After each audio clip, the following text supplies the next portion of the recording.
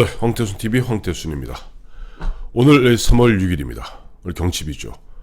조금 전 법원은 이명박 전 대통령에 대한 보석을 갖다가 신청했습니다.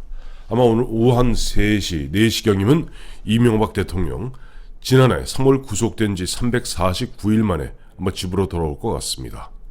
물론 법원은 보석을 갖다가 결정하면서 상당히 엄격한 보석 조건을 달았습니다. 근데 제가 관심을 갖는 부분은 그 부분이 아닙니다. 과연 법원, 즉 문재인 정부에서의 법원은 왜 이명박 대통령에게 어떤 보석 허가를 해주었을까? 즉 문재인 정부, 문재인 정권이 노리는 노림수는 무엇일까 하는 부분에 저는 눈길이 갑니다. 첫째, 그동안 보면 이명박 대통령 측에서는 이명박 대통령 고령에 보면은 수면시에 무호흡증으로 돌연사할 가능성이 있다라고 집요하게 어떤 병보석을 요구했습니다만은 이번에 법원에서 허가한 것은 병보석은 아닙니다. 금보석이라고 그러죠. 10억 정도의 보증금을 걸고 그 다음에 보석을 허가해 준 것인데 과연 그것은 아닌 것 같습니다. 두 번째, 그렇다면 만약에 이명박 전 대통령이 돌연사하는 것이 두려워서 해주었을까? 그것이 아니라면 무엇일까? 두 번째는 이명박 전 대통령과 박근혜 전 대통령을 어떻게 보면 좀 다르게 대우하는 것 같습니다. 사실 이명박 대통령 구속된 지 1년이 채 안 되었고 박근혜 전 대통령 지금 구속된 지 2년이 다 되어갑니다. 여러 차례 꽤 비정상적인 방법으로 구속을 계속 연기해가면서 박 전 대통령에 대해서는 꽁꽁 묶어놓고 있고 이명박 전 대통령은 풀어주는 어떻게 보면 전형적인 이의제의, 즉 오랑캐로 하여금 오랑캐를 갖다 치게 한다. 즉 보수 우파를 갖다가 박근혜 측과 이명박 측으로 분리하려는 때로는 그런 어떻게 약간 음험한 정치적 의도가 깔려있는 것이 아닌가 하는 생각을 갖게 됩니다. 그리고 정말 좋게 생각한다면 세 번째 경우인데요.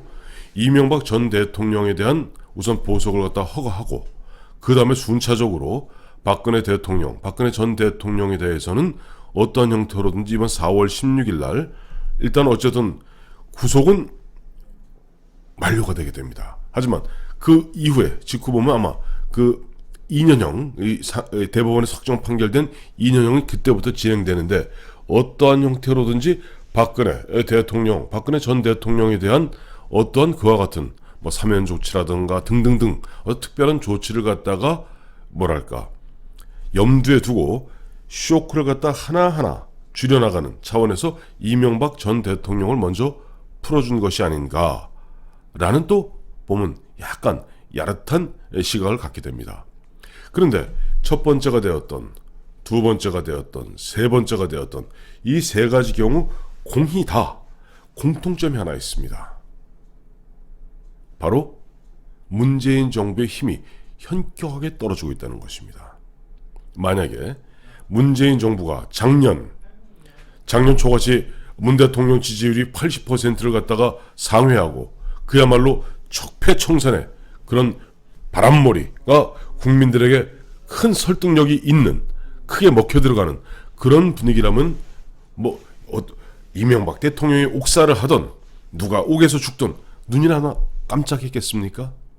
하지만 이들도 내년 총선 앞두고 보면 뭔가 자신들의 힘으로서는 한계에 봉착한 그런 느낌을 갖게 되는 가운데 어쨌든 결과적으로 보수 우파가 박근혜파와 이명박파가 싸우던 또 보면은 박근혜 전 대통령을 풀어주어서 그야말로 박근혜 전 대통령 측의 그 지지층이 새로운 당을 만들어서 보수를 분열하던 자기들로 봐서는 20년 집권, 50년 집권, 100년 집권을 갖다가 그리고 있는 그들의 입장에서는 보수를 갈라치면 갈라칠수록 나쁠 게 없겠죠.